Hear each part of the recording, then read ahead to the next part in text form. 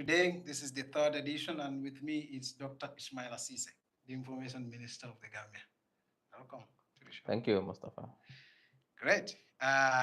You are the third person. The first two are I would believe, your best friends, Madi Jobate and Dr. Isman Kajiko, were the first two I have on this show. Um, in the last events, we've having a number of issues that have passed in the Gambia, including a protest of some couple of young people calling themselves Gambian Against Looted Assets, I believe. How did you see the protest? You've had a couple of statements to say about it on West Coast. Yes, I think the protest, like I said, what the so-called Gambians against looted assets are driving or what they are fighting for, we're already doing it as a government. So we don't see them as diametrically opposed to our views. We see them as partners. They help us push some of the things that we're already pushing. So in a sense, we see them as partners. We listen to their concerns. That is what government has met. We are looking thoroughly at some of their demands, and we'll respond to them. That's the petition that the petition. They made some requests. They've made some demands, and we are looking at them, and we'll respond appropriately. But like I said, for me, it's not the name that matters. It's the essence of their issues. That's what is important for us. That are the issues that they raise, and for us, they're important issues. And these are issues that we are a commitment to make sure that we push for these issues. And yeah, but they would say if you had been doing this, they wouldn't have arise. But no, I think it's because they perhaps didn't get the information, because information is important. It helps you make decisions. They didn't have the information. I think had they engaged the government to say, we want to know X, Y, Z, what is the status of X, Y, Z? If we had explained to them these things, there would be no need for a protest. But unfortunately, they didn't do that. There is a perception that government is not doing anything about these issues, which is a very wrong perception. When it comes to the audit reports, for example, you know, and everybody knows that we live in a country where there's a rule of law, that anybody who is even suspected of committing any crime is innocent until proven guilty in a competent court of law. What that means is that if there's an audit report and auditors flag something which is suspected to be fraud or mismanagement of funds or corruption, it has to go through the right processes until we get a conviction. Because we believe as a government that arresting, prosecuting, and jailing people is one way of fighting corruption, but also building the right institutions and the right processes is also important in fighting corruption. Well, GALA would say, and we are driving both in tandem. Well, GALA would say that's a given. I mean, it's a given that they would expect the government to apply the due process. But that's what we are doing. Yeah. So some of the issues they raised, let's look at the GPA issue, for example, Gambia Ports Authority issue that they raised. This was an audit triggered by the government. And in fact, most audits like the GIA audit, the GPPC audit, are all triggered by the government. So government cannot bite its own hand. If we know that we're hiding something or we don't have a commitment to fight corruption, we wouldn't enhance and empower and strengthen the audit authority. And also, like, trigger these audit reports. Like but the statutory audits are there. They would happen whether or not the government wants to fight corruption. That's what I'm saying. But if you are hiding it because you have a lot of MDAs to audit, you could go to those MDAs that are not high-profile MDAs, for example, that would not raise any issues, contentious issues. But these audits took place, and like all audits are opinions, and that is a fact. Audit reports alone. Would you not qualify it? No, they are professional opinions. Now, an audit report alone is not enough evidence to convict someone in a court of law. When you go to the courts, it's a different ballgame. The courts base their convictions on evidence. I think it is. No. So there are different categories of audits. I mean, there are, and even where it's not forensic audit, a certain kind of special audit. In fact, even if it's not a special audit, audits are presentable in a court of law. Now, what I'm saying it's presentable. You see, presenting something in a court is one thing. Yeah. Getting conviction is another thing. That's at the discretion of the courts Yeah. based on the evidence presented. Yeah. Now you can But take a case can be built on a yeah, valid but is it strong enough to get conviction? Yeah, it is. No, it depends. That's what I'm saying. That the assessment is done at that level. Mhm. When auditors are done with their work, they suspect there's just suspicion there. The competent body to investigate and build a case is the police. Yeah, but That is audit can prove a wrongdoing. I'm not saying no, but the courts decide that. Yes. That's what I'm saying. Yes. Now, the court decides. that's what but I'm saying. Then, as an advocate, yes, audit reports can finalize wrongdoing, and they can be the foundation upon which the state takes. In some cases, yes, but where there are gray areas that need further investigation, it has to be investigated. That's what I'm talking about. So now, most of where there are further investigations, that's what I'm saying. But most of the cases that we've been witnessing, there were gray areas that it is for the investigation. That is why the competent body to do those investigations is the police. So when the police does their investigations and they build a case and they build charges and they put evidence against those charges to get conviction, they send it to the AG chambers for review and advice. AG will look at the case and look at the charges profiled by the police and look at the evidence is put forward. If it's strong enough to get conviction, they either tell the police to prosecute or they can prosecute because both of them can prosecute. Yeah. Now, if it is not strong enough, there are gaps, they can send it back to the police. Say, we looked at this, look at these gaps and refute. That's what's happened with the Jews. That is what's been happening. Yeah, but that's a given. That's the standard process that's been happening as Jawara days. That is what is happening now. Yeah. Well, so people cannot say. They would say because they had a cause to rise up and say this is not happening. It is happening because they did not engage. They didn't engage. Because if you look at it, like I said, GALA, I see them as citizens who are exercising their right to political participation. And any government that want to succeed, you should listen to this kind of voices if you want to succeed. You don't only listen to those who praising you, because what happens if you do that, you might fall into a ditch. Yeah, but we know government has a political interest. No, we are listening to all voices in the country, be it GALA, even the opposition will listen to the opposition. We might disagree, but we listen to the opposition. What I'm trying to tell you is that if you look at some of the issues the GALA raise, you who know and ask information, you know they didn't do enough research to find out certain things before they come out. These processes are taking place. Currently, all these audits, some audits that are complete, like the IEC audit, the Austin Banjul audit, the BCC audit, the I think it's the GIA audit. All of them are completed. The police are done. It's with AG chambers for review and advice. Okay, so let's take it from the beginning. Before GALA came out, when the Republic story was published, about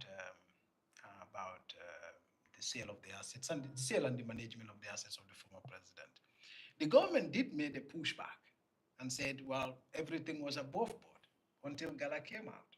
Government made what? Government made a pushback. If you read the statement issued by the Ministry of Justice, they made a pushback and said everything was above board. That based they followed the law. Yes. Based on information, but the inquiry wasn't pushed by GALA. No, I'm not the saying parliamentary inquiry wasn't pushed by GALA. I'm not saying the parliamentary inquiry was pushed. I'm saying the government's initial reaction, because you are saying it's a given that the government's interest is in transparency, in accountability, in good governance. And you agree with me that we've had the most transparent, most accountable government since independence. We will come to that. Yes. That's an opinion you It's hold. not an opinion, that's a fact. That everybody has agreed. The scorecards are there. We can come to discuss that. But on the issue of GALA, when our story was published, there was a pushback from government.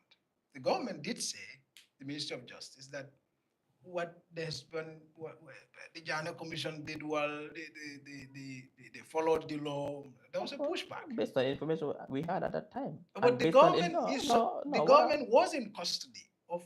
In fact, government knew far more than we possibly, even remotely. I understand where we are driving at. What I'm telling you is that government has always had the commitment to ensure transparency and accountability and the judicious management of public funds.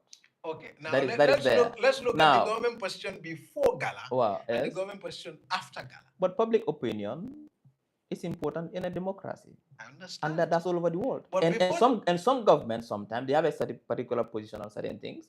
Public opinion sways that opinion. It's normally in a democracy. Now, if government, based on information we have, makes us take a particular position, and public opinion comes, and we listen to the people. That is why we encourage a parliamentary inquiry to give us more information. The government had a position that everything went well.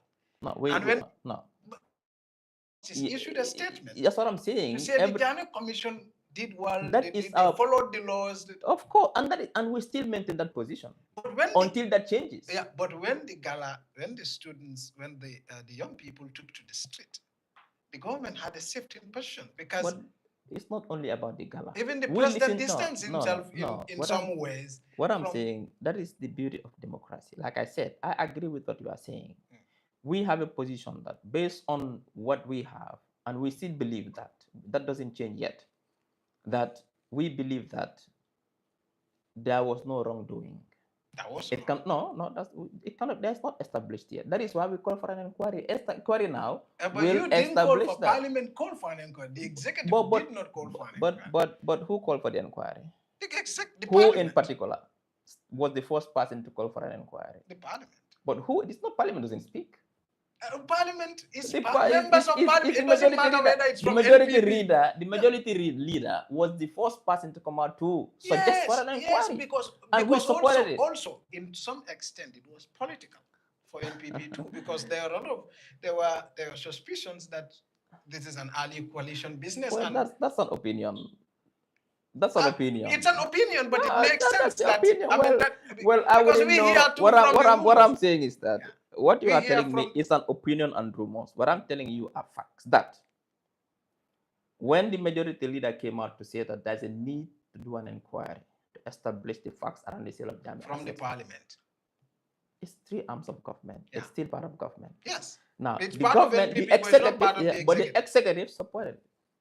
That is why. That's what I'm saying. That is why for now. So would we agree that had GALA not gone out, this would have been buried? Well, it's not an assumption. No. That's a hypothetical. That's hypothetical. We wouldn't know what would happen had GALA not come out. Maybe apart from maybe. So we can say that is hypothetical. The status quo was nothing happened. So that means the status quo was if GALA comes out and not only GALA, public opinion says that we want to know. It forces governments to take action. Yeah, but the status quo before GALA comes out was normal. Because there was no need to think it wasn't normal. Exactly. So that's why I said GALA was the reason why what is happening right now is happening. Public opinion is the reason. Even though you call them what I'm saying is that public opinion was not only GALA, because GALA also swayed public opinion. We listen to the public. Yeah. We know that the public sentiments are. So you seem to be divorcing GALA from public. No, I'm not saying that. It's not. I don't want us to just focus that it's because of GALA. It's public opinion that was key in this particular manner. But public opinion is GALA. Well, not GALA is not the only ones in the public. What is important is that. Or your friend Dr. Mahdi was also very instrumental in sort of course, getting the government to. That is the role of a citizen. That is the role of your government to hold your government accountable. You seem to want to minimalize their. I'm not no. What I'm saying is I'm not minimalizing everybody's input or your efforts. What I'm saying is that there was a particular position held by the government based on information we have. Public opinion said we need to revisit that position, and we are revisiting it. That's why there's an inquiry. We wait for the inquiry to be done. So if you look at, I think probably you may be following the inquiry. I mean, you seem to have a particular interest in sort of. I wouldn't call it. You seem to be keen on Monday Mansa's own involvement because you mentioned it a number of times. Yes. But in any case, the parliamentary inquiry so far seems to prove, in fact, the sheriff confirmed that there was no valuation in the sale of Jammeh's assets, Jammeh's livestock. There was also no advertisement in the auctioning of the livestock. There was no advertisement whatsoever. So it was not on radio, which of course calls into a question how Ahmad might have had it, because Ahmad claimed he had it on radio.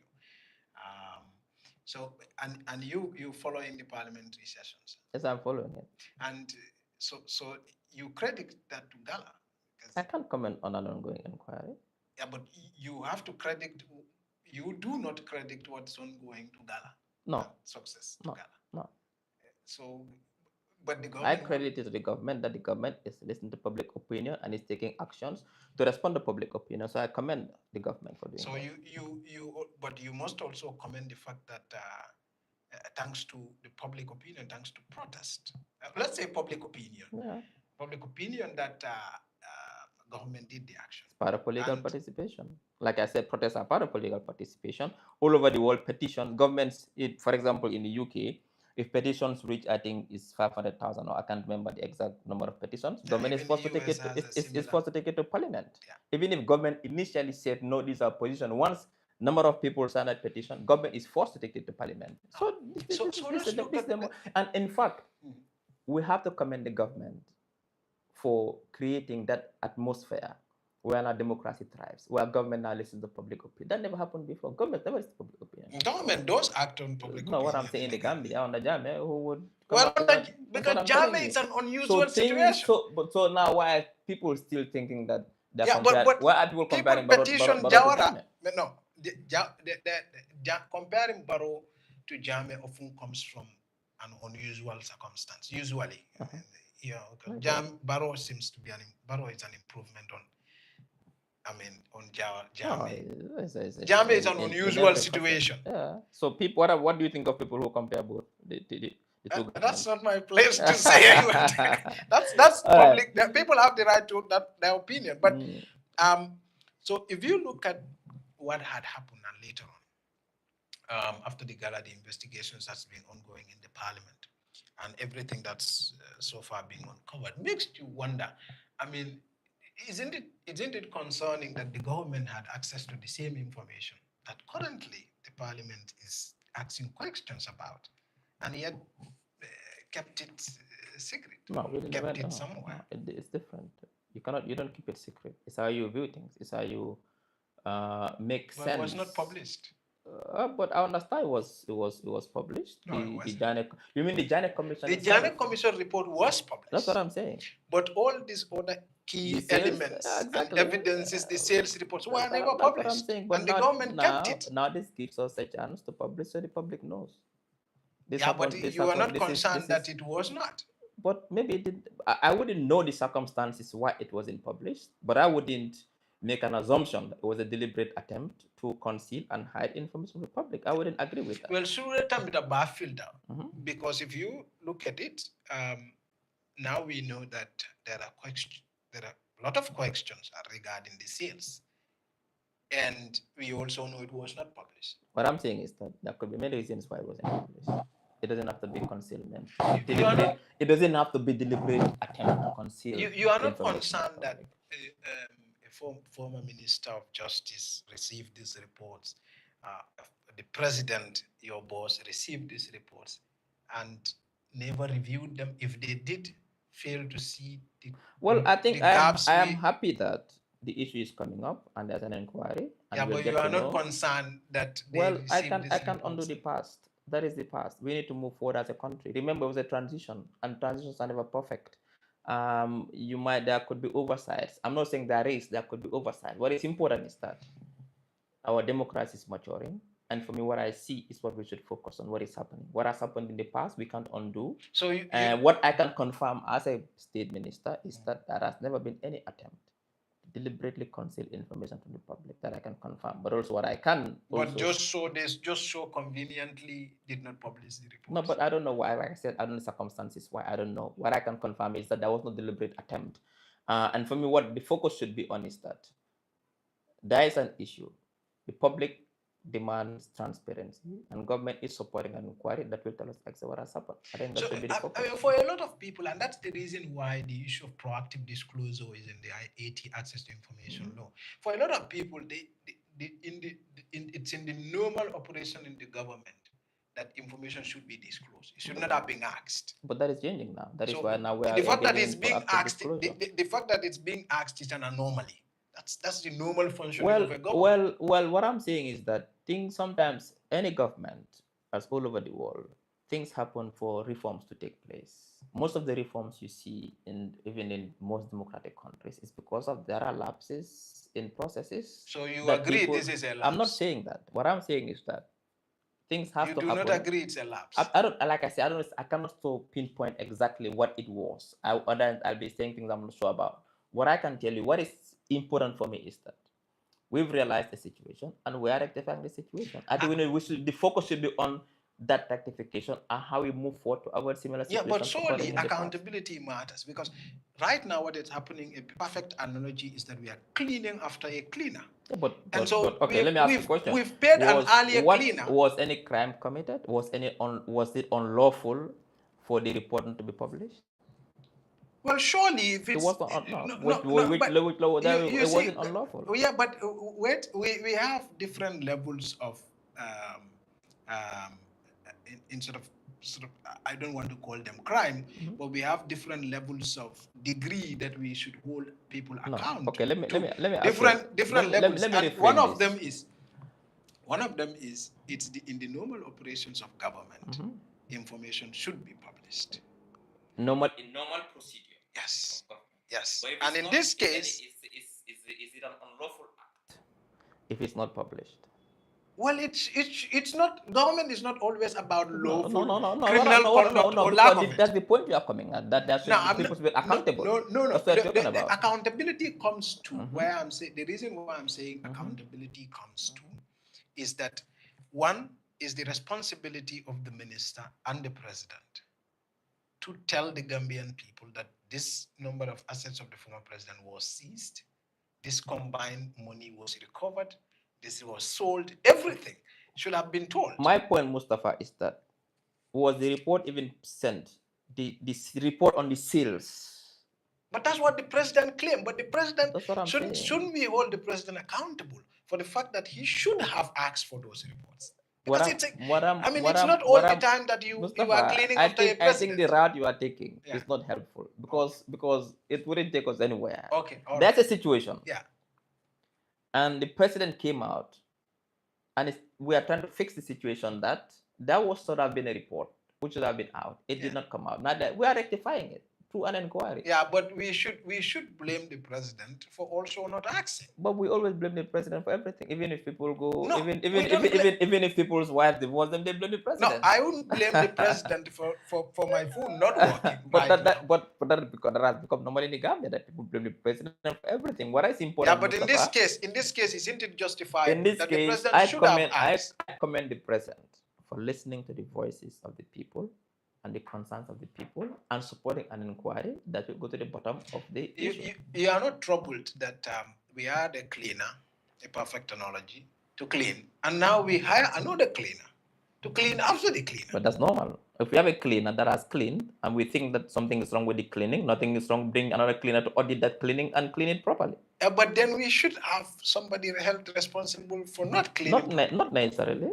Do you know the reason why it wasn't cleaned properly before? That is what is important. Like it's either negligence or outright corruption. That's why we are saying either. We don't know. It could either be oversight. We don't know. But even oversight, people need to pay for it. Like what I'm saying is that if it's oversight, how do you pay for it? What crime was committed? Who did what wrong? We'll know now. This inquiry will help us get all that information. So at this point, even if the parliament comes out, well, I don't want to go into hypothetical situations, but at this point, your view is that we can't hold anybody responsible. What I'm saying is that the parliament inquiry will tell us exactly where lapses were, and they'll come up with their recommendations. And the president will act on those recommendations. All right. The president would act on the parliament. He would act on those. He had made that commitment and a promise to the Gambian people. Yeah, but the commitments were made here and they were failed. Never. Of course, the president made commitments. Like which one? For example, give me one. Like agreeing to stand down for 3 years. No, there was a coalition promise.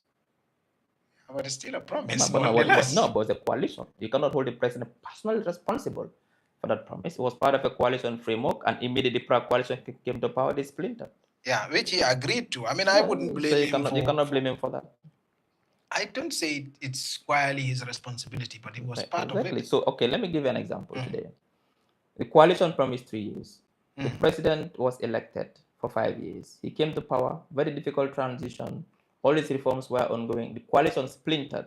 And because they splintered, they could not fulfill that promise they keep. Do you think the president just jump ship and let the country just go in? No, the president cannot do No, that. but He had a that's responsibility. not what happened. That's what happened. That's not What did happen? What happened, Ismail, was there was a coalition and they had an agreement. I mean, I don't want to go into this. Is a still debate. Well, let's move. The Jammeh Commission. You did think that the Jammeh Commission did a good job. I mean, you were in the news back before you had joined the government to say that the government should fully implement the recommendations of the Jammeh Commission. Yes, I mean, you still think, I still think, you still think, of course, you still think, like that I is said, relevant. you see, the information is key in people's decision making choices, but also in people's perception of particular issues. At that time, the information we had was they did a good job. Now these things are coming up. The inquiry give us. So information is key. That's why people change position. But at the you can wake up in the morning and have one position. Before you go to bed, you have a different position. But at the elementary level, didn't they do a good job? I mean, in terms of uncovering, of course, they did a good and job. in terms of making recommendations. I think anybody who will come out and say that the Jammeh Commission did not do a good job at all, you are being disingenuous. Yes, perhaps there are lapses here and there. Perhaps they did not do a good job in particular the sale of Jammeh assets. Perhaps we could argue that. But I think overall, they did a good job. I have had, like I said, I had Dr. Usman Gajigo here, an economist and now officially a critic of the government. I've had Mahdi, who's also a very strong critic of the government, and also an activist. And a politician. Well, he's not a politician yet. When you talk about that, he's not a politician yet. Why are you watching for him? How do you know that? Yeah, but he has not registered a political party. You don't have to register a political. So what's the foundation? What's the basis for saying Mahdi is a politician? Well, what is the basis for you saying he's not a politician? No, I mean, he has not registered a political party, has he? No, he's not. He doesn't have to. Has he? I mean, you were a very strong critic of the administration before you joined politics. What I'm saying is and that you were not a politician. No, but what I'm saying is that his critiques and the manner in which he does his critiques is political. Yeah, I mean, one could argue my work is political. It's it's intensely political. You give objective analysis of the situation. My work is intensely political. Yeah, but you're objective in your analysis. But even Mahdi is objective, isn't he? No, he's not. Well, anyway, that would be. But anyway, both Mahdi and Usman are on one point agreed, just as the young people who had done the GALA, that corruption in this country had reached an endemic level. And they had looked at tons of audit reports, investigation inquiries. And now, you and I, we are looking into GALA now. We are seeing this protest happened. We're seeing everything that's coming out from the parliamentary inquiry. Would you agree with them on this assessment? No, I disagree with them. Yes, there are challenges of corruption in this country. What is important is what is government doing about it, and government has made a commitment to fight corruption. So what's your level of assessment? What do you think we are? Do you think it's problematic on a scale from 1 to 10? What do you think? Well, I wouldn't be able to, it wouldn't be wise for me to scale it. What I can tell you is that the government is aware of the challenge and government is taking measures to solve it. Since His Excellency came to power, we've done a lot of public reforms in the public sector, particularly with regards to what we call the public finance reforms. For example, we've updated and modernized the procurement laws in this country. The GPP Act. Of course, GPP Act. The Central Bank Act has been also modernized, for example. We've come up with what I'm saying is that when you say corruption still happens, what are you talking about? Yes, audits took place, lapses were found in some institutions. The police and this is going to court. In all the institutions. These are challenges. No, because but what I'm saying is that all these things are inheritances. There are a lot that the are system happening. No, but what I'm saying is that it's the system, the processes that had issues. That is why these things can happen. But the government is committed. That is why we've seen recently they are being exposed because these institutions that expose corruptions have been activated, unlike before. National Audit Office is functioning, the PACPEC is working, they are doing what they are doing. That's independence of the judiciary. We are going digital now with GRA, going full-blown digital, whereby now the can bring $2.6 billion Yeah, but revenue every month. you and I know. So I think Now, also we're enforcing as well, and we are coming up with we are bringing ATI to promote transparency. The yeah, but anti-corruption law is passed. come to ATI. So We'll come to ATI yeah, later. we'll get. What I'm just telling you is that the measures we've taken in promoting accountability and transparency and fighting corruption are tremendous, are huge, and we should be commended for that as a government. Well, Mahdi does comment when things are right, when he feels things are well, right. I've seen those. What I'm saying is that it is unfair for people to just sit in their corner and say corruption has endemic level without any evidence, without any proof. No, but they point out to cases. I mean, we can discuss some of those cases later, but you were equally a very strong critic of the government. I mean, back in 2017, 2018, 2019.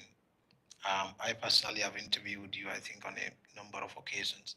And you have voiced your concerns yourself on a number of issues. That's quite normal. And some of which are still existing. Well, what I'm saying is that a significant number of which are still existing. As a political analyst, yes, at that time, yes, I assess the situation. And independently, because you were not in government at that time. Now, unfortunately, I'm in government. Therefore, I need to assess things in a different way. Yeah, no, and that's what I'm doing. No, but the point is,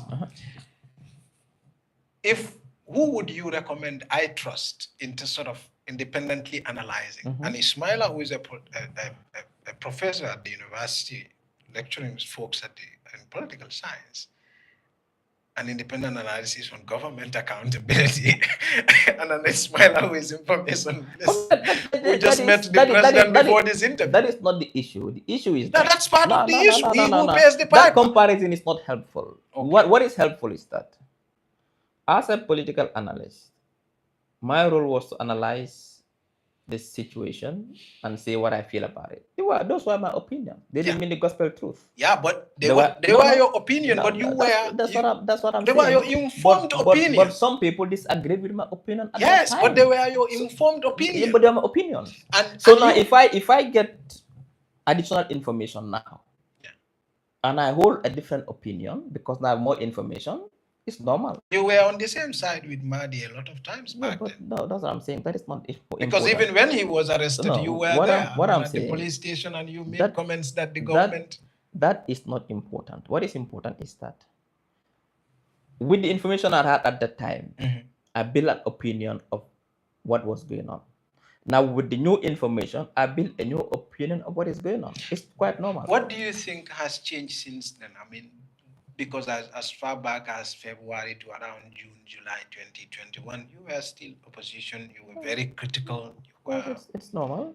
I think I've seen that the president.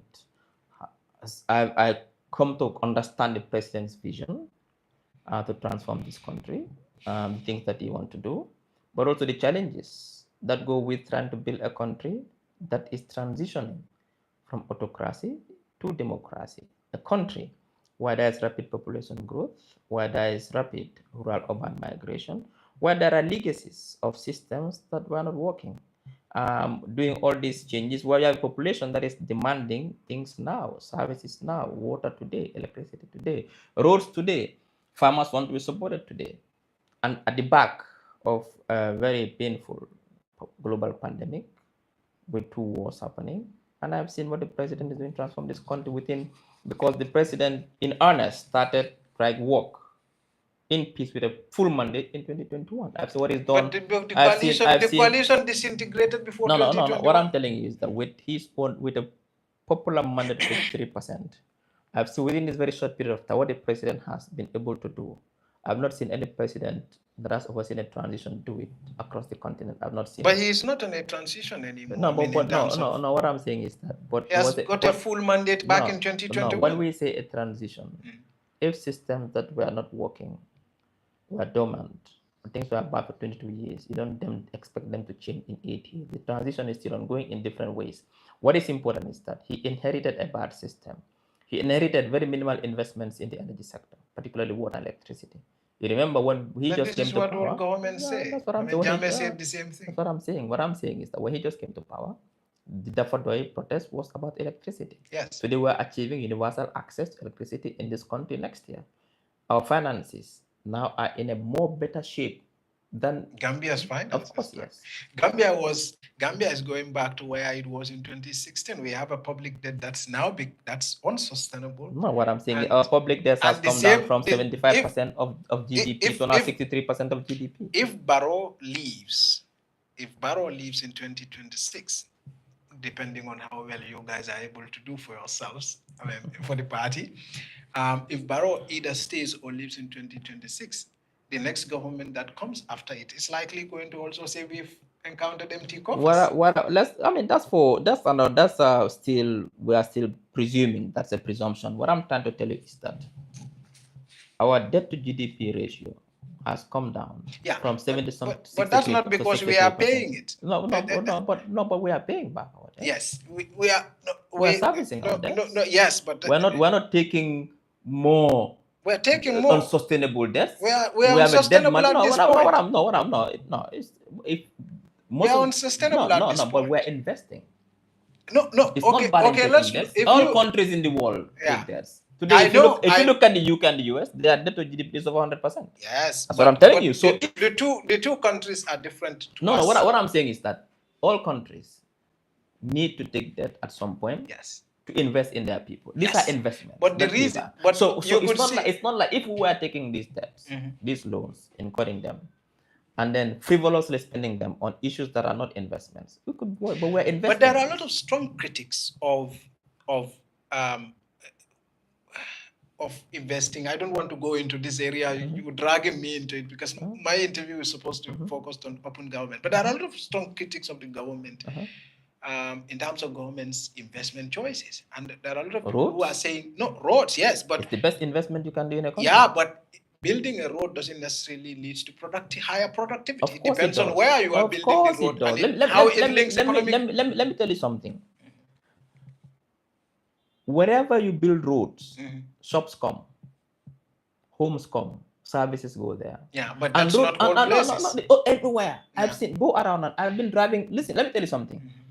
Go and see this new OIC road, 50 kilometer road. Wherever the new road is coming, you see shops proud. Yeah, because you're building those roads in an urban center where there is high population, there is high economic activity. If you want to build a new community, the first thing you build is a road, people will come. So roads are big investments. Nobody can take that away from anybody. Anybody who is saying otherwise is talking is not. Because everything you guys have been doing is building road. Now I'll come to that. It's the foundation of every I'm not saying it's not a foundation. I'm not saying it's not significant. What I am saying is that in terms of the debt, I mean, as of the first quarter of 2025, the debt was 1.8 billion US dollars. Some of them are legacy debts that we are still paying. Yes, but when the government came, Ismaila, and back in 2017, when Barrow came, back in 2017, the debt to GDP ratio was 50%. At that time, it was 58 billion. Yes. It was 58 billion. Yes. How much was the dollar to the dollar at that time? 58. It was 100%. Yes. No, the dollar to the dollar. It was 58. Dollars. Yes. How much is how much?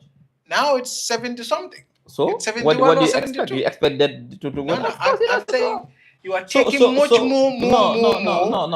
We are no. Poverty is not going down. It's going more. No. We have right now, in terms of debt management, this government has been having the best debt management regime since independence. And that I can tell you. And if all the indicators are going down, inflation has gone down to 7.1%. Our import cover is now almost very nice. No, but from food 17 food is still very expensive. No. We've stabilized the prices. Today the wholesale of rice has gone down to less than $1,700. $1,950. No, wholesale I'm talking about. Yeah, even GGC is selling rice retail at $1,900 across the country. Yeah. So that's what I'm saying. That rice, the price of rice, $1,800 to $1,950. The wholesale is about $1,600, $1,700. So we've stabilized prices. Now that's not stabilization. For a lot of Gambians, that's very. According to the last World Bank figure that was out, half of the Gambia live below $2 a day. That's Mustapha. Yeah. Sometimes some people question these orthodox ways of measuring poverty. If I'm a man who's living in Sare Bojo, and I have 10 cows, and I live on what they say $2 a day, does that mean I'm poor? But we don't have the data that on That's that what I'm yet. saying. That's Yeah. what I'm just So an you example. should go now, So collect that data and bring that's it what to I'm us. saying, that Yeah.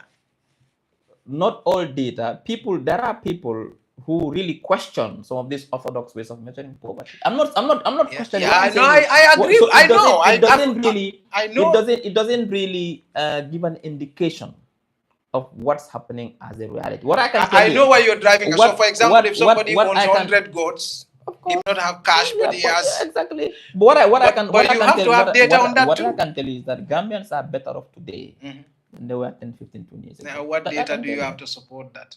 Anecdotal data. Gambians are better off today. Gambians today, no, that's what I'm saying. That I don't have the exact physical data, like the empirical data, but on the face of it today, Gambians have access to electricity today than 10, 15 years ago. Yeah, but Gambian, you are these are the assuming. basic. I'm not assuming. This data You is don't there. have data. The data is there in terms of electricity access. It's there. Yes, in terms of electricity Exactly. access, In terms yes. of water access, the data is there. Yeah. In terms of access to healthcare, the data is there. Yeah. Access to classroom education, data is but there. we are talking Access about to roads. No, we are talking about income and poverty and food. No, but these are the basics of life. Having access to electricity. Food is the most elementary. Food and shelter. As far as I know, that there is no scarcity in this country. As far as I know, Yeah, but and food prices are still affordable. Yeah, but there are still people struggling to access I don't know any Gambian who goes a whole day without having a meal. Well, yeah, there should be. There's.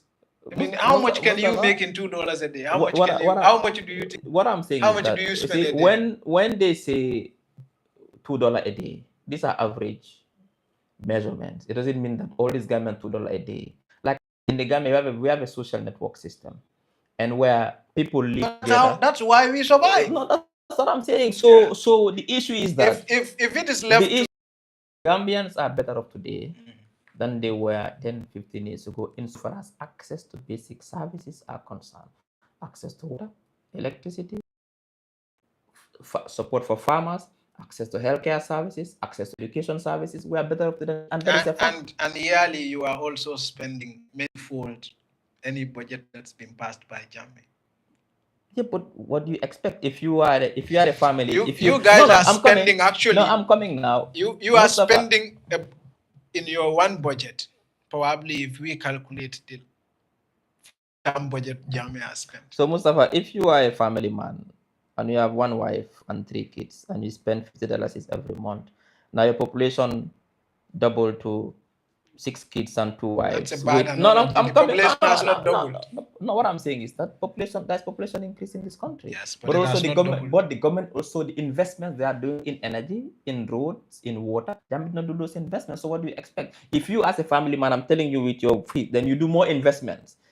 You expand your water systems, you expand, you'll spend more than the previous family. And you think the economy is more productive now? Of course, it's more productive now. Imagine how much was Jari receiving under Jammeh, and now how much they are receiving. It's not the same. So we cannot make that comparison. Jammeh's budget and but that's not necessarily. It's not necessarily the case that our economy has grown to 5.9% end of the year.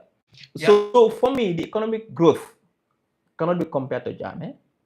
Our investments in the social and productive sectors can be compared to Jammeh. So we cannot make that comparison. Yeah, you also not mobilizing the kind of funds Jammeh was mobilizing. You're mobilizing way more funds than Jammeh. Well, that's what I'm saying. That because there's confidence in our government that is why we are able to mobilize those funds.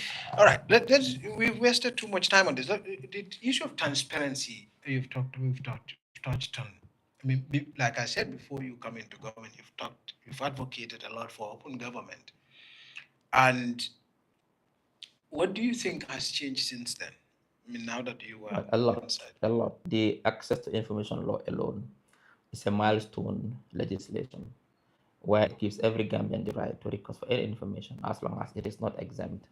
You should be given that information. Also, the initiatives taken by the Ministry of Information now in terms of the Mustapha bringing ministers with the public, the press conferences, the press releases, And you've seen go to all the ministries now, all their Facebook pages are up, and updates are coming on a hourly basis. This is proactive. Some now we don't even wait. Yeah, but And in fact, a lot of government did start hiring press officers way back in 2017. That's what I'm saying. I mean, through the Commonwealth and all Yeah, that. So there were some efforts that were back then. No, what I'm Mansakunda is a I'm new not, addition and access to information law. I'm not saying that efforts were not there. What I'm telling you is that on a daily basis, this government is constantly thinking of how to bridge the information gap. And that is my role as a minister, to make sure that access to information is a key policy directive of ours. And no matter who you are, that is what we are using the proliferation of the media in this one. The media is freer now and they report freely. Under Jammeh, there was no Malagan. Would you do journalism and publish, or you wouldn't do it? But now the media is free. Before, if you go to a normal program, if you're the president where Jammeh, you only see one microphone that is JRTS. But now you see 10, 15. Yeah, but many would attribute that to. I mean, it's in Barrow's own interest that happens. No, Barrow is just Jammeh knew. No, what I'm Jammeh had left the road, so the most elementary thing any government could do is to allow basic freedoms. That is what we are doing. Or withhold basic freedom at your own risk. But also we are promoting transparency, and this government is the most transparent. Yeah, but the fact that you're allowing journalism to flourish is not an achievement. It's the default setting. No, the fact that we created an enabling environment for journalists to flourish. No, you did not create. You took us back to default setting. No, we did not. The coalition took the Gambia back to default. Who said that wasn't the default setting? But that was the default. It wasn't the default setting. Under Jawara, wasn't it? No, but the times have changed. You cannot compare Jawara now. Jawara did not witness social media. Yeah, we were in a democracy before Jammeh. That's what I'm saying. But so the coalition took us to the context is different. Yeah. In between is Jammeh.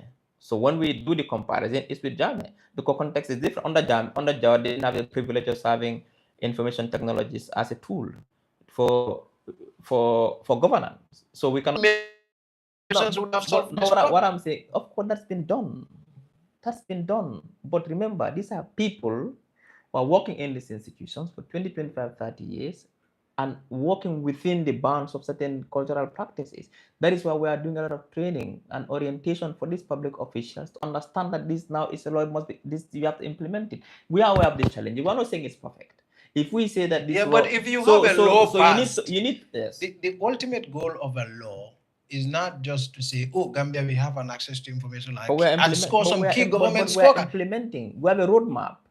We have a roadmap to implementing the access to information. There is a regulation which should be drafted by the minister. The regulation is almost done. So we are working hard. We are doing trainings for the... Yeah, but in the meantime, public request for information is being refused.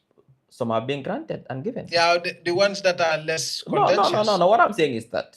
Because for us, all the information that we requested... Even in the most democratic countries where that is the law, some information requested. That is why we have the commission. If your request is refused, go to the commission. We went to the commission in all the cases and the commission couldn't do anything What I can also tell you is that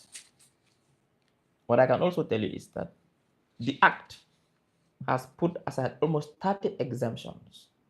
Yes, but if those information we know what the exemptions are. No, what I'm saying is that if those information requested are deemed to be within those exemptions, what is important is that we're heading somewhere.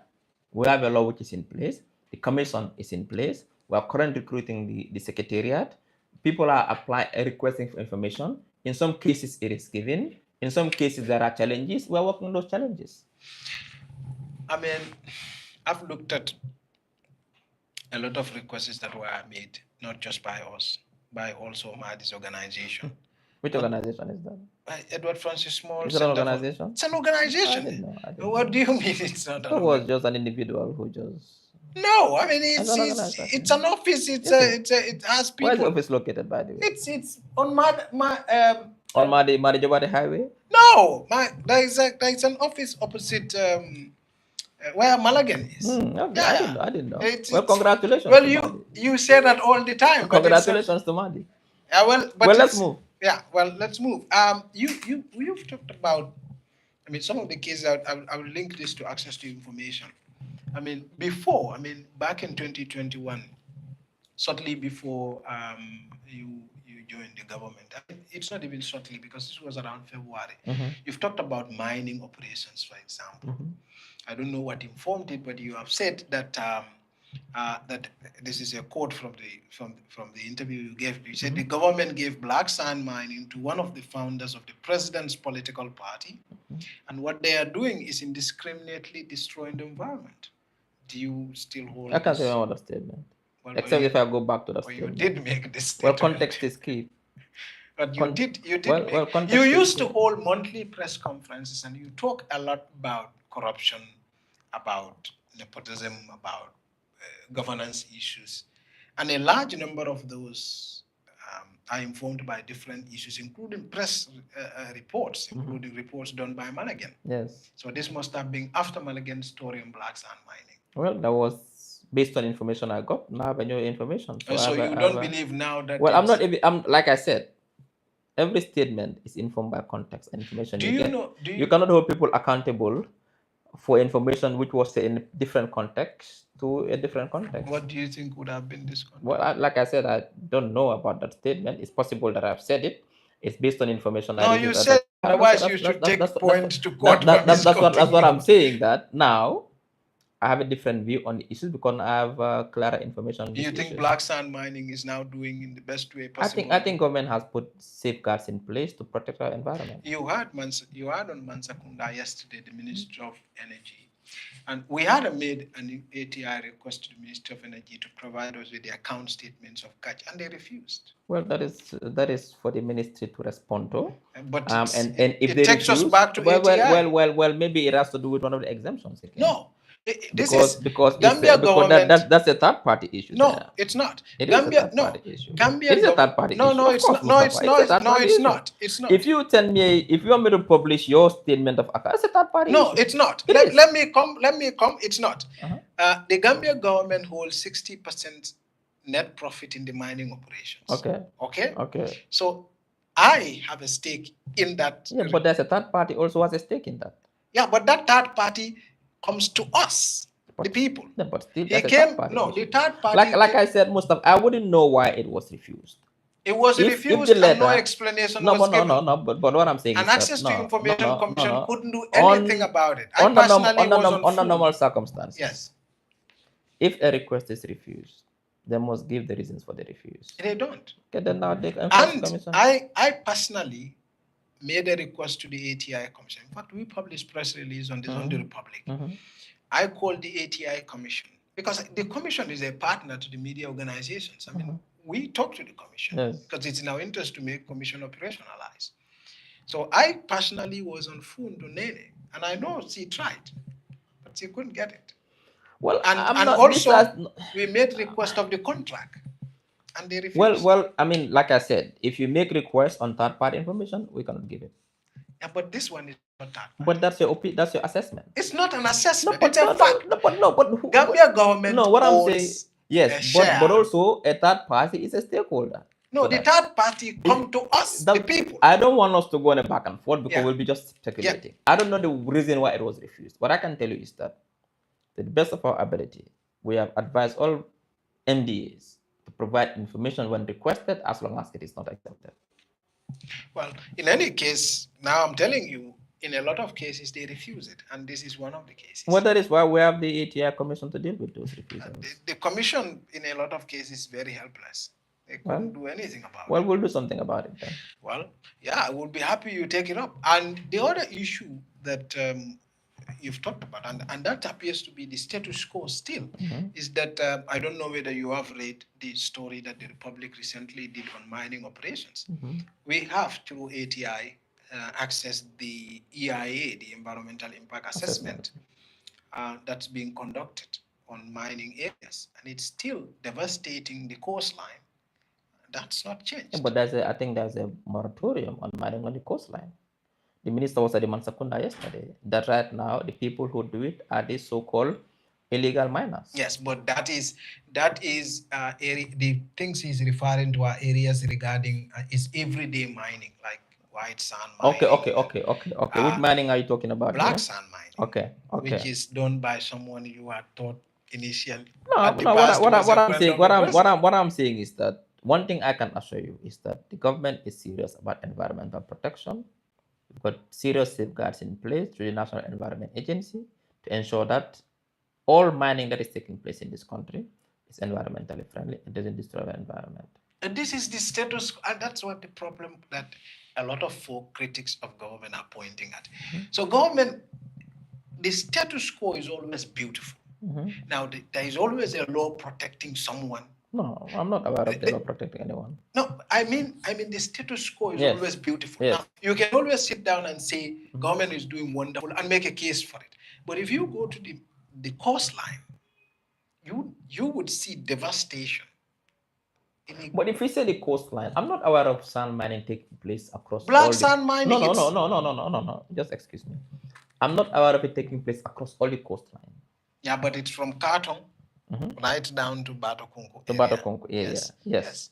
And mining that's a coastline. I mean, when you say, I thought you were taking from Bako all the way to Kartong. No. Okay. But so there's a specific area where Yes. black mining is taking place. So what is the issue? And environmental restoration is not been done. And EIA in a lot of cases is not done.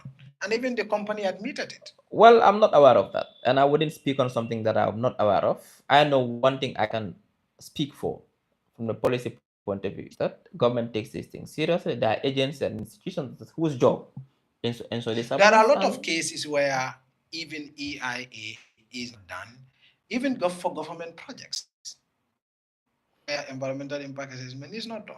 Well, I'm not aware of that, and I don't think that is even that the Banjul project did not have a prior EIA assessment. Well, which one? The rehabilitation project. The rehabilitation project. Yes. Well, I don't know whether I mean I cannot speak on that. That is my field.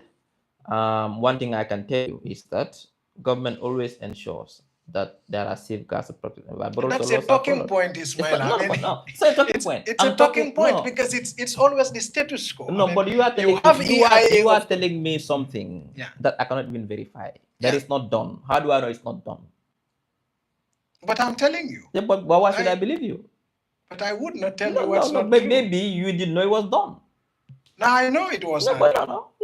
So that's why I don't want to go. And I am adding it onto a statement you have already made. Why I didn't want to go further on this is because it's a statement you've made. I don't know whether that statement is correct or not. Did you read the National Audit Office report on the 2018 audit that was released? No, I did not. You did not? No. If you check the audit, it said that the government is relying for revenue from black sand mining strictly on GACH to supply. Yes. Which should not have been the case. What should have been the case? If I own 60% stake in your business, right?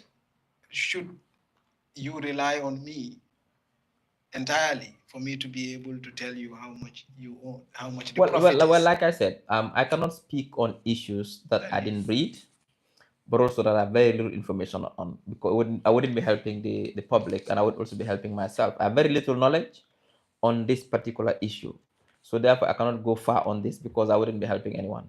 If I had information on this, I'd be happy to share that information. Because you brought it back, you brought the issue of ATI. I'm just trying to make a case. So what I can ATI speak for, is honored. What I can speak for is how to make sure the ATI responds to your request. But that particular request in detail, I cannot speak because I don't know about those issues. But I'm not aware, and I cannot be. That's why I'm bringing you to a series of cases where access to information law, because it pertains critical information, is refused. No, but again, what I'm saying is that we need to ascertain why it was refused. If it's because of third-party elements, I can give you a list of requests that we have made. One, we have made a request for. We've made a request for NAWEC car powership contract, which is not third party. It's our government that goes into a contract with a private company. They pay them our money. We made requests for data on the forex that the CBG was selling to private individuals. That's our money they were selling to them. We made requests for account statements of catch on black sand mining. We own 60% share in that mining operations. And I mean the people, yeah. And I mean, I'm speaking but we take our money very seriously. And we made also we also asked for a lot of things, including segregated data from Ministry of Finance on travel issues. They were all refused, and many others. You mean so my point again is And these like were like like all like like I said, I don't know within the. like I said, I don't know the circumstances of these specific requests and the subsequent refusals, if it's a refusal or not, because I haven't seen the letters you've sent to them. There And the were request you've made. refusals. I You know haven't when seen, this no, you, I'm coming. I haven't seen the refusal letters and this, what I'm saying. But what I can tell you from the just face value is that some of these requests have third-party elements. no, they don't. They have. They do. That's, I mean, Well, like I said, this again, the ATI this commission, is the ATI commission. subjective. It's subjective Okay, because what I'm saying now is that here is what is not subjective. The ATI commission had taken these reports on board. Yeah. This latest, way back December 2024, and wrote to these institutions, and they still refuse. Now, what I'm saying is that that is not just going by face value Yeah. of this request. I believe personally that third-party elements. Yeah, but ATI, Now, the commission doesn't believe that. No, I don't know what the commission's position is. The commission would not have written to them if it were. No. What I'm saying is that I don't know what the commission's position is on these issues. Now, what we can do now is to bring it to the level whereby we can look at these things, because our position as a government is to make sure that we implement the access to information law and that every government gets access to information that they request, as long as it doesn't have third-party elements. All right. When will the Anti-Corruption Commission start operation? I cannot give a timeline. What I can tell you is that currently something is being done for the commissioners, and now that should be finalized and they'll be sworn in very soon. You see, I have worked on a lot of cases in the Gambia. Some taken to court, some not taken to court. And one of the things that I have seen over the period is that wherever you see politically exposed individuals involved, nothing happens about that. Do you agree with that assessment? When PEPs are involved, I disagree with that assessment. Why do you disagree? Because I don't think that is it reflects the reality. As a government, tell me more. No, because as a government, yeah, and the president has said that on many occasions that there's no golden cow in this government. The president is a politician. And anybody who is found wanting of breaking the law and due process is followed, he'll be punished. But that's a political statement. It's not a political statement. It seems to be. It's a policy statement. That seems to be very far removed from the reality. No, because if you look at a number of cases, yourself in around 2021, you're giving an interview to journalists, and in one of your press conferences. You don't forget, Mustapha. No, I don't. I Okay, go on. That's how I work. Yeah. And you talked about the issue of the diplomatic passports back then, and you said that this was a critical issue. The government is muted on it, and the government, you have a suspicion that the government will not do anything about it because there are high. When was this? This was around 2021. What year is this? This was 2021. What year are we in? It's 2025. I was speaking as a what? You are speaking, but as an opposition politician. But facts don't change. These are opinions. These were my opinions. Then but they are this not facts. was an informed opinion had back then. No. What I'm saying based is that on the circumstances, based on the information you had. These were my at that time. To the full information. So what do you have access to now? No. What now? I'm inside and I have first-hand information on issues. Okay, now. So you cannot do that comparison. Now you know that indeed Gambia government had issued 1,900 diplomatic passports. That is the information I got at that time. No, wait. No, that is still true. No. What I'm saying is that. Yeah, but I am saying that is still true. What I'm saying is that yes. At that time, that was the information I got. But that is still relevant. Okay, That's still true. So what? Gambia government issued 1,900. Was it unlawful at that to do? time? Was it unlawful? I'm coming to that. A significant number of which are ineligible holders. Well, I cannot verify that. But that is true. But I don't know about that. I don't know. But it's published. It's on the National Audit Office website. That's what I'm saying is that not everything public national audit is true. Yeah, but it's gospel truth. But your assessment, it can be challenged. Your assessment back then was right. But well, it's for you to make that judgment, or for me to make that judgment, or for the public not to make that that I judgment. believe. What I'm saying is that I'm not saying I believed you back then. I'm saying what you said at that time. I think dragging me back 5, 6, 7 years ago on statements would not be helpful for our interview. No, I'm trying us to have a benchmark. No, that is not the right benchmark. Okay. The right benchmark. Okay, let's forget about what you said. That's back what I'm then. saying. What we wanted to focus is now. What is the government doing now? Okay, let's forget about what you said back then. What is important for me? Yeah. What is the government doing now to promote transparency and Okay, accountability all and right. ensure that impunity is not encouraged? Exactly. We forget about what you said back then. Yeah.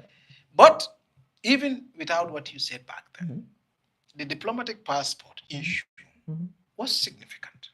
It was so significant the Minister of Foreign Affairs had a meeting with diplomats to assure them that Gambia passport because it's given to everybody. You remember when the coalition came in, do you recall that they published all the diplomatic passports issued to I remember that. You remember that? It was 270. I remember that. And for them to now issue many 100% that amount. Well, I wouldn't know why. So, like I said, I don't think you were wrong. You were right. What I'm saying is that, Mustapha, you cannot just make assumptions and allegations against a government for doing things that are not unlawful, that are not illegal. But they are ineligible holders. They were not supposed to be carrying the diplomatic. That's what National Audit Office says, based on the regulations that are issued by the Minister of Foreign Affairs. No, well, I cannot, like I said, I don't want to go into details that I'm not aware. But you should have read this audit, Ismaila. Was it by I have to read it? I don't have to read all the audits. I cannot. But I cannot read all the audits. The ones I'm able to read, I'll read. The ones I can't read, I can't read. What I'm saying is that this was a huge what I'm saying is that even if I read it, let's assume that I read it. I can't remember everything I've read in my head. I'm not like you who remembers every statement I've made in the past 15, 20 years. So you're smarter than me on that front. But what I'm trying to tell you is that when it comes to specific issues like these, I cannot comment on them because I don't have information on them. I don't want to speculate. I don't know the circumstances. I don't know what happened. I don't know what informed the decision to give those passports. Okay, let's bring it to now. Are you satisfied with the way diplomatic passports are issued? Well, I have confidence in the system, and I believe the system will do anything the system is not abused. But it's been abused before. What I'm saying is that as we speak today, diplomatic passports are not being abused. But I mean, we have seen a lot of ineligible holders. Well, it depends on who you call ineligible holder. Well, I mean, so your opinion right now is that this is fine. Of course, yes. All right. So, I mean, overall, I mean, when you are looked at in terms of that scandal, the diplomatic passport scandal, that happened back then. There were prosecutions relating to it. I remember that. A lot of people that had issued diplomatic passports to foreigners like Reni Shaj, Andreas Brandal, those ones we don't even know. But was it wrong to give them part if there was a need for it? They are criminals, doctor. Well, I'm not. Are they criminals? They are. How? I mean, what is the basis? Well, we've read series of news reports on their own activities. Yeah, but again, you've read news report. Does it make them criminals? Today, people can. Yeah, but if a credible newspaper like Die Spiegel in Germany, it's one of the leading, is saying that this guy has questionable behavior. There's a lot of propaganda happening in this world. We know that. Yeah, but this is an investigative journalism organization. Me reading Mustapha's Malagan investigative report, branding someone as a criminal, I would not call that person a criminal. Yeah, but if there is reasonable evidence presented to show. But that's what I'm saying, that the people you've called, I don't know who they are. I haven't seen the Spiegel report. I didn't see the evidence. I wouldn't call them criminals. Nothing was done about this. What I can tell you is that this government is very serious with prosecuting, in protecting the integrity of our passports, not only diplomatic, all passports, our national documents, and we are doing everything possible to make sure that is ensured. Perhaps you could do this later on. While we were working, when I was at Malagan, now I'm at the Republic, when I was at Malagan, when we were working on the story back then, there was a official concern that close to 300,000 diplomatic passport books were missing. Right? Mustafa, And this were being printed by a Nigerian, called Michael Labido. this was a concern. This was a Was concern, it but it's also established? captured in the audit. Yes, Was it it's established? established because audits captured it. No. You see, not every audit captures is established. That is why there's a call for further investigation.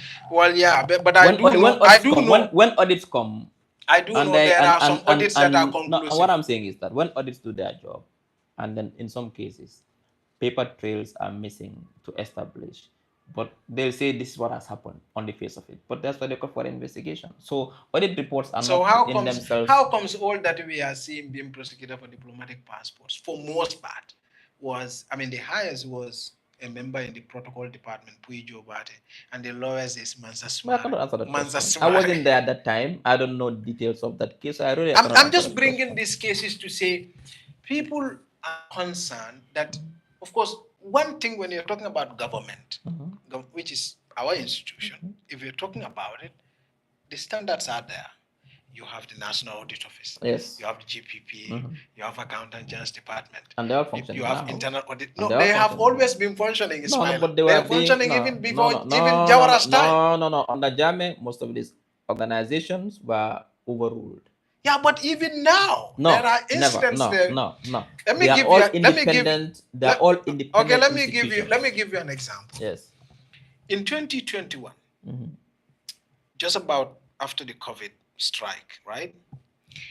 A deputy accountant general put some 30,000 euros in a bag and took it to Guinea-Bissau, the airport, with the foreign minister at the time and the Gambian ambassador in Bissau at the time, and paid to a Guinea-Bissau national. That's an overrule. That is not following the protocol. No, but what I'm saying is that Mustapha. So there are instances where protocols is overruled. No, not under this watch of His Excellency the President. No, it does happen. No. If you read now, go and read the Malagan report on the Malagasy COVID cure. What I'm saying is that I've read that report. That's why when he said the story is familiar. What I'm telling you is that. Yeah. It's familiar because you are on that side back then. No, not that. No, because I read the report. It's not about being on side. I read it. I saw it. I read it. But again, I'm telling you, yes, we don't know the circumstances under which that. I don't even know where the money came from. I can't speak. I don't know the details, Mustapha. That's what I'm telling you. What I'm telling you, people look at this situation. What I can tell you, and which is a fact, and which is irrefutable, is that this government takes very seriously the sanctity of institutions. I understand that.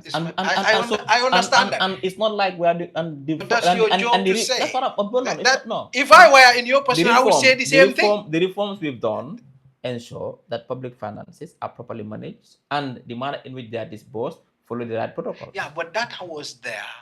That any government officer would have told you that was here since 2017. When Barrow came, we had reformed the system. This is what you hear. This is a talking point. Mustapha, I cannot speak for what happened in 2021. What I can speak for is 2025. Today, in this Gambia, under His Excellency, public finances are judiciously managed. It was still under His Excellency. Like I said, and protocols in terms of payments and transactions, public finance transactions, follow due process. That I can assure you. Now let's look at things in practice more, because you're talking about practice now. Yeah. Because like I said, there is always a difference between government infrastructure the way it is, unless it's cheated, doesn't allow for corruption.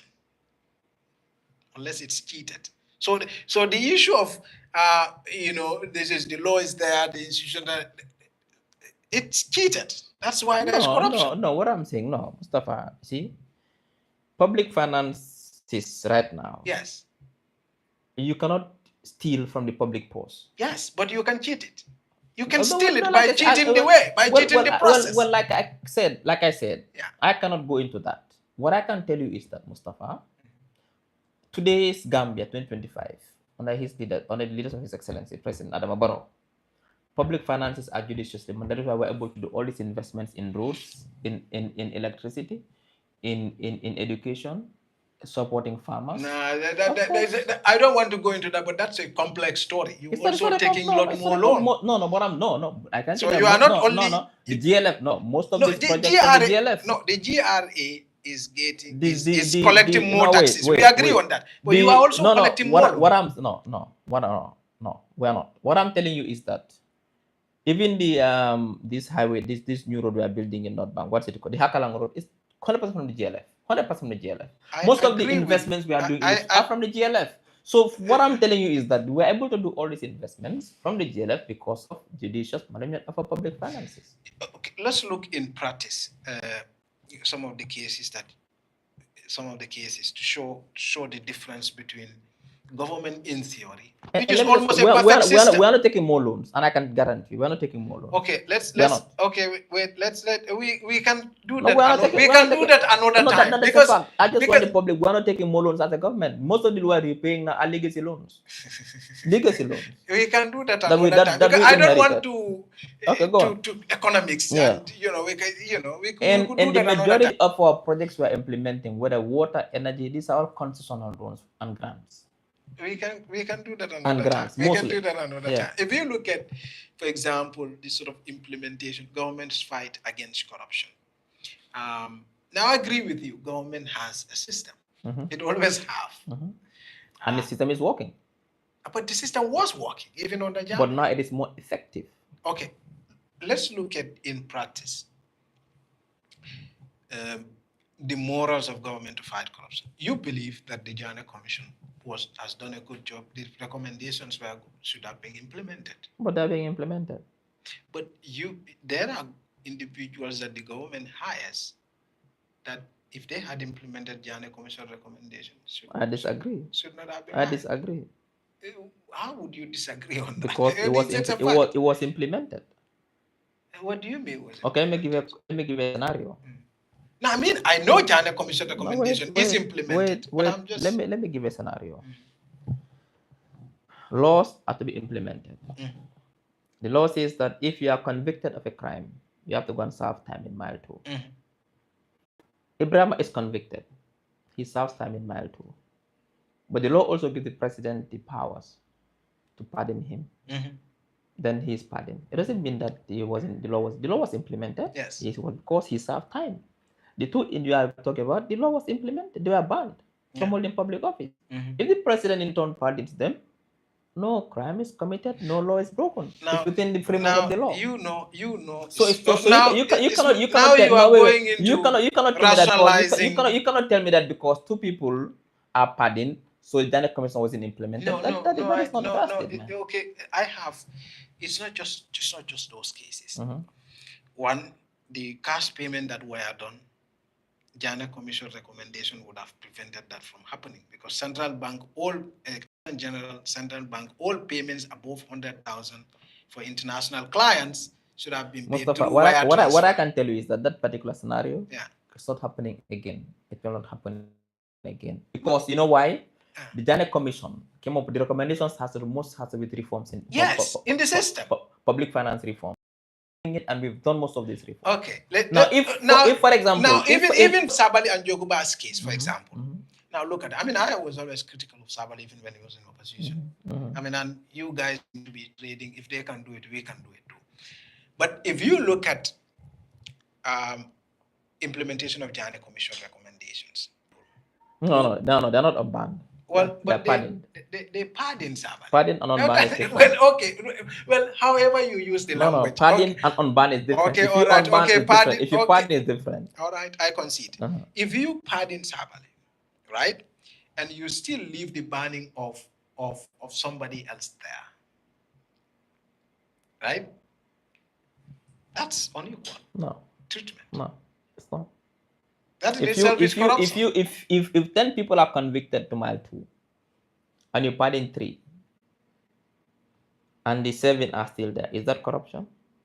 What would have been the explanation of that? What I'm saying is that the president has the discretion to pardon anyone he wants to pardon. Based on political convenience? No, I'm not saying that. What I can tell you that's what happened. Well, that is your opinion of the situation. My opinion is I can bet you if we are sitting here, that would have been your opinion. The president has the powers to pardon, and he pardoned those he want to pardon. Full stop. Everything else is mere speculation. Now, I mean, in practice, Ismaila, recently, just now, the president, and I've heard your comment about this, the president pardoned, not pardon, I don't know why I keep using this word. The president appointed Joe Colley as the IC chairman. In consultation with the Public Service Commission and the Judicial Service Commission. Well, this is the usual government talking point. No, it's not the talking point, it's the reality. Yes, but that, like I said, government now, system always is there. Can you bring me the evidence that the president did not do this in consultation with the Judicial Service Commission and the Public Service Commission in line with the law? No. If you cannot, then it was done. You see, I'm not a lawyer. I'm just a public advocate. So I bring the questions at the public. I ask into you. That's all. Well, okay. Now so the public can judge. Now you ask me. Yes. The president appointed Joe Colley. I'm confirming to you that yes, in line with what the law says. Okay, this is fine. What I'm trying to say, because I'm still focused on open government, transparency, integrity of institutions. Now, you on West Coast Radio, you said later on that the IEC report is now, police investigation is now before the AG. Now, do you not think the president was putting the cart before the horse? How? There is a review of an investigation that potentially implicates an individual, and you appointed that person. Potentially implicates? That's a very strong statement. Potentially, yes. No. It's potential. No. What do you mean? The audit report does not implicate Joe Colley. What did it say? It just says that they've seen monies paid to the account. Yes, I hope and you explanation read, I hope is, you read this. I read it. And the explanation is very clear. Yes. Part of the operational work, they are going to do some IEC work. IECs have bank accounts in these places. They cannot give them bulk to carry as it used to happen before. Okay. So there I don't want to go into what I can tell you is that when the president appoints, he does serious due diligence. So you think he's exonerated in the police? What I'm saying police is that, investigation. well, I cannot preempt the investigation. What I can tell you are saying the president did due diligence. No. What I can tell you is that until Joe Colley is established or found to be committing a crime, he's still innocent. So do you know whether he is innocent or guilty? Well, like I said, I'm not the judge. Now, I mean, does the president know? Like, for now, he's innocent. He's not proven guilty yet. Exactly, but he could be guilty also. But then we'll deal with that. No, but the president appointed him before that. Mr. Darboe. You might have had a judge. Mr. Darboe. Yes. Mr. Darboe. Until Joe Colley is proven guilty, he's still innocent. Well, you think it's right to appoint him? Of course, yes. Now, here is a list of things that the IEC, the audit says. The audit says that, of course, they put money into their own accounts. Okay. Which we do not know was spent on. Of course, it was retired. No. Of course. We don't know. We know. No, we don't. Because it was retired. I know. It was election. I know it was an election. No, we don't know how the money was what spent. I'm saying is that it was spent on elections. Operational costs. No, you and I don't know that. No, what I can tell you is that is what based on the audit report that I've read. No, that's the explanation. Based on the explanation that they give is spent on election. Yeah, which we can assume to be right until proven wrong. But receipts, okay. Let's not go into details because it's still under investigation. Now, what point are you trying to get? Now, the other point is that there were all retired impresses also, 1.4 million. Right? It could be for any reasons. It could be for any reason. The other issue is that there were allowances that were paid to this individual that were not supported by law. Well, and Joe was one of those who received the allowances. Well, I still cannot speak on that. In excess of 15 point something million. Next. No, but what I'm trying to say. The point I'm trying to make is that you appointed somebody, right?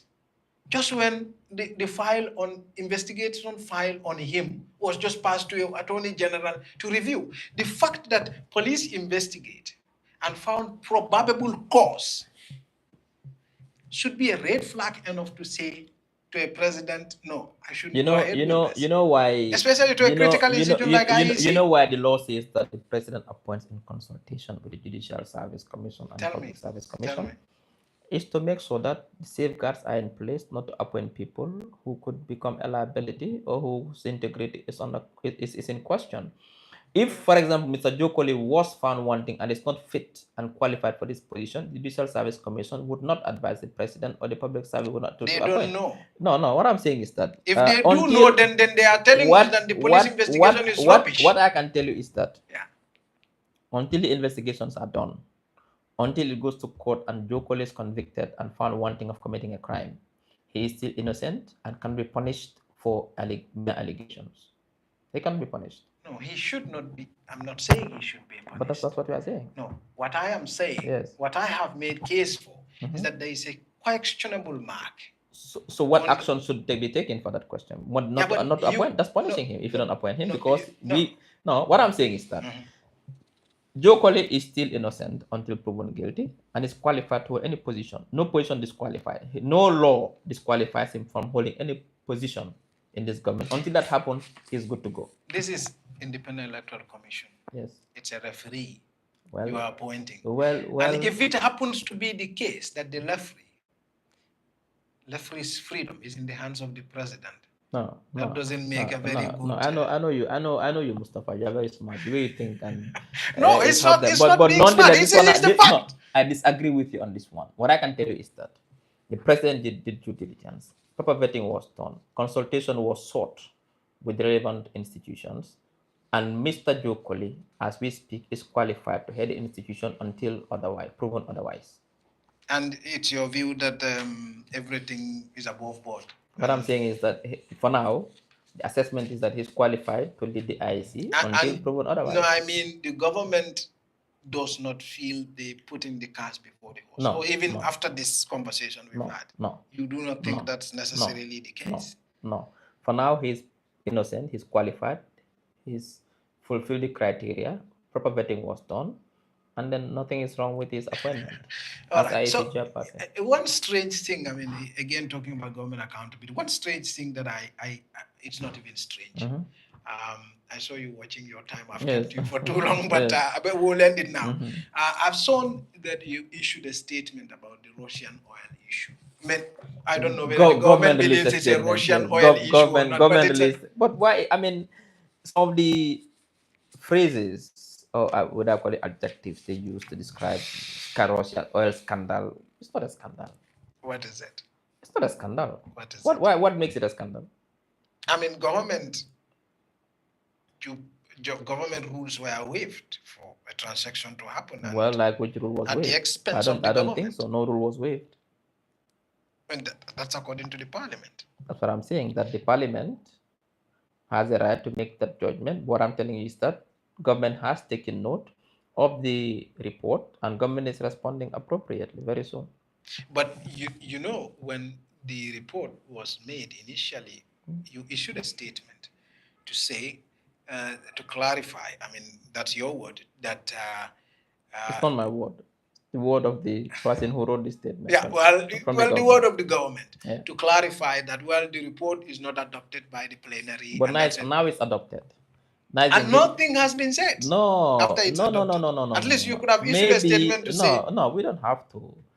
Okay, now I'm issuing it now, thanks to your platform. Government has received the report. Government is sitting on the report right now as with all the stakeholders involved, and government is planning to respond within the 30-day window. Your colleague Hamad told Public Affairs Yahya Ceesay show that it's an interim report. Barrow wouldn't wouldn't do anything to... But he's right. The report is adopted by the National Assembly. It's sent to the government. The report is not final. But he was dismissive of what happened. But the government has to look at the report and respond to some of the issues raised and disagree with some, agree with some. But why would you disagree with plain facts? Who said they were all plain facts? They were plain facts. No. Okay, wait. It's a plain fact. Okay, wait. No. Okay, we can disagree. We didn't. Okay, we can disagree. Government has the right. For example, there are different agencies. GRA is there. Central Bank. Central Bank has a report on them and recommendations. GRA, ditto. You have the FIU. You have the which one again? Quite a few of them, actually. Ministry of Energy, PURA.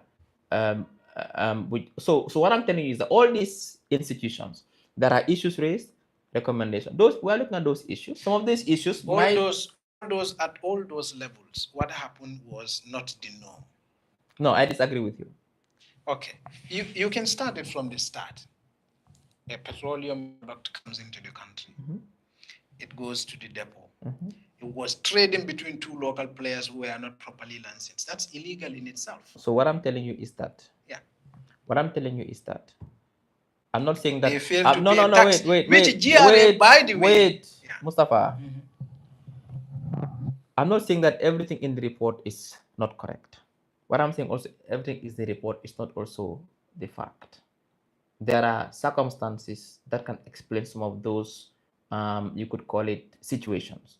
Now let's look at the tax issue. I've heard people say tax wasn't paid. This is false. Tax was paid for this product. No, tax was not paid. There are different categories of taxes that we are talking about. They paid custom duties. You will pay that at the depot. No. See, people don't understand how the oil sector works. Yes. Vessels that come with oil, shipping oil, this international, they don't pay tax. Nowhere in the world. They are seen as international traders. The depot in Mandinaring is seen as international jurisdiction. It's like you are in Dubai. So when they come with the oil, yes, they're not supposed, when they sell, they're not supposed to pay tax. The tax is paid at the pump. Yes. So it's 30 million. Tax was paid. No, it was. So no, I'm coming. The companies that bought the oil, as a company, must pay corporate tax. But the oil itself, you don't pay tax on the oil at the international trading level.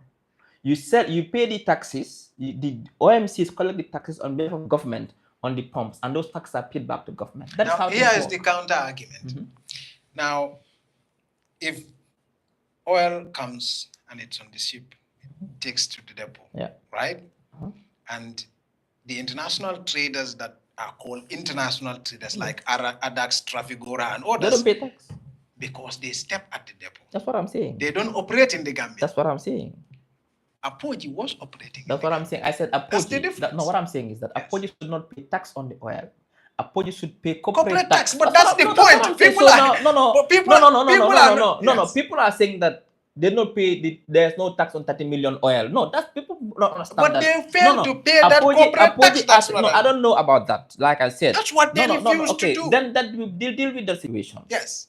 I'm not saying that everything was perfect in this situation. Clearly, the inquiry has shown some lapses. Yes.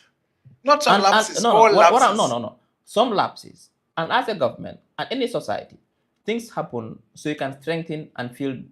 These are institutional regulatory lapses. You sometimes. said the same thing about GALA protests. No government is perfect. And clearly, all governments in the world have challenges, sometimes have regulatory lapses, oversight lapses. Now, this gives an opportunity to understand exactly some of these lapses and try to rectify. So in this case, what I'm trying to tell you is that the international traders they don't pay tax. Yes. Yes. Now the OMCs. Those that now let's assume that it wasn't Apoji who bought this oil. Yes. Let's assume it is Oryx or JA who bought this oil. JA oil pays corporate tax. Yes. Huh? Yes, they pay lifting whatever to the depot. Then and they the oil tax itself is paid at the pump. Yes. So exactly, those taxes were paid at the pump. But Apoji itself as a company, two fundamental things. If they did not pay the corporate tax, then two fundamental things happened. Apoji did not pay. The two companies they were illegally trading through did not pay. Well, I said illegally because they were not licensed to do it. What I'm saying is that that is a matter for the taxman to deal with. What I want Gambians to understand. And GRA did. That's what because I'm saying. GRA, actually, when the case was going to court. Like I said, we'll deal with those situations. What I want to bring forward is that when people say taxes were not paid for the oil, that's false. Taxes were paid. That's why tax was not paid. No. The corporate tax by the company was not paid, but the oil itself. Forget about the other people, the third parties who paid tax. Because you are talking about third-party payment of tax. We are not talking about oil tax is paid at the pump. Yes, Mustafa. but that's third-party payment of No, no, tax. no, We are no, not no, talking no, about no, no, that. no, no, no, no. What I'm saying is that Yes. the OMC sell on behalf of government. They collect the tax on behalf of government. But That's right what I'm now, saying. you are OMC creating right now. You are creating Oryx, an issue. Oryx Oja Oil. Yes. Collect tax for government and give it to government. But you are when avoiding the public concern. The public is not saying tax is not paid on pump. That's not what the public is saying. That is the tax is where it is paid. The public is not saying that. The public is saying one, Apoji operated through two companies in the Gambia that were not licensed, so that therefore they acted illegally. Two, they did not pay corporate tax because they are claiming to be international traders. Now you are saying two things here. Yes, but there are two Apoji things. was international trader. That's what they claim. But are they not? They are the ones who brought the ship, so they're international. They don't have to pay tax there. So they're right. No. So of course, yes. I mean, if Apoji is on the produce, they're international trader. Yes. Now, if you say that the two companies in-house didn't pay corporate tax, that's another issue. Now, if you say that they are not registered, that's a regulatory issue. So this, like I said, this thing is complex, and I think sometimes it was simple. No. What I'm saying is that many people don't understand how this thing works. International traders don't pay tax. Yes, but tax for that particular oil consignment. I think you are confused. I think you are confusing the people. People have this very clear. No. What is the confusion here? Because you agree with me. Yes. Okay, let me just take it step by step. You are the international trader. You are Apoji. You bring the vessel, 30,000 metric tons, for example. You dump it at the depot. Do you pay tax? The international trader doesn't pay tax so because they stop at the depot. No? In this case, was Apoji not the international trader? No, they are not. Who is the international trader then? Let me. No, I'm asking you now. Who is the international trader? Wait. No, I'm asking. Who international traders, they stop at the depot. But what I'm saying is that who brought the oil? Apoji brought the oil. The international trader then? Apoji sold the oil in the Gambia. No, what I'm saying is that, but is the depot not in the Gambia? No. The depot, as you said, and rightly, is a border. Apoji stopped at the border, didn't they? Yes. They stopped at the border. No, I didn't say that. No, you are the one saying I'm asking a question. Yes. Didn't they stop at the border? Apoji did not stay at the border. Apoji was operating from within. That was the problem. But you said there are two other companies that were operating within. Because the reason why they used those two companies because they didn't have the license. Did Apoji have the license? No, none of the three had the license. So now let's take it step by step. Do you agree that if Apoji was just stopping at the border? Now you are the one asking the question. Yeah. Okay, go ahead. Let's assume that Apoji stopped at the border. Were they supposed to pay tax? Then they are international traders. They are not supposed to pay tax. Yes, so like ADAX, Trafigura, and all that is established. Yes. Now, if Apoji operates within the country and acts as an OMC, yes, what tax do they pay? They pay corporate tax. Exactly. But that's what they did not do. Like I said, no. There are two issues. I'm coming. They did not do that. Secondly, they also were trading illegally. No, that's a regulatory issue. Yes, but it's our problem. That's what I'm saying. We'll deal with that. Yeah. Like I said, the inquiry will help us understand all these challenges. We'll deal with those situations. Like I said, Apoji is an international trader that brought the vessel, isn't it? They claim to be international. No, but they're the ones who brought the vessel. So they don't have to pay tax. Yes. If Apoji is acting as an OMC now, operating in the market, they have to pay corporate tax. And you are claiming they don't pay the corporate tax. That's what I'm not claiming. GRA says. Okay, that's for another thing. But for me, what I'm trying to make clear is that people who are saying that $30 million, no tax was paid, that is what is false. But no tax is paid. So when they sold, they are saying no tax was paid as a financial burden from the people who profit from the business. So that has to be very clear then. What I'm saying is that tax was paid. But they have made that clear. You are the one who is confusing everybody. No. I mean, they are saying... No. You are the one saying it. But most people who don't understand this issue. No, but you are saying, the tax you are referring to is third-party tax. Mustafa. Yes. There are three... No, let's agree on that. There are two tax levels here. Yes. Three. One is not supposed to be paid at the international trader level. Then the OMC has to pay corporate tax. Like all other AMCs, they pay corporate tax. Yes. That is fine. You get my point. But the oil itself is taxed at the pump. That is the fact. But that tax even you pay as a consumer. But that is the tax. That is the nature of the business. That's not what people are talking about. What are people talking about the failure of Apoji to pay tax at the depot. That is not what I've heard people talking about. And the failure of Pira to charge... Apoji pay tax at which depot? to pay tax as a corporate tax. No. They don't have to pay at the depot. They pay corporate tax No, as I an mean entity. to GRA, yes, as Exactly, an as entity. an entity, And yes. then the failure of PIRA to hold them to account. What I'm saying is that if there are regulatory lapses, we'll deal with those regulatory And all lapses. the So other no, that's issues. what I'm saying, Mustafa. What I can confirm to you is that government has received the report. Government is sitting over the report, and government will respond to this report within the 30-day window. But I use the opportunity to tell Gambians that the people who are running around saying that no tax was paid on the 30 million is false. Tax was paid. Now, if two companies did not pay their But corporate you tax, and I that is one agreed thing. no tax was No, no, paid. no, Now you no, are going no, back to no, tax no, no, was no, no, paid. no, no. I said that they are not supposed to pay tax as international traders. Okay. But when the oil Which came we in, all agree on. when the oil came in, Yes. it was sold. Tax was paid at the pump for the oil. Is that true By or third not? parties. But it doesn't matter who paid the tax. Tax was paid. And that tax was collected and given to government.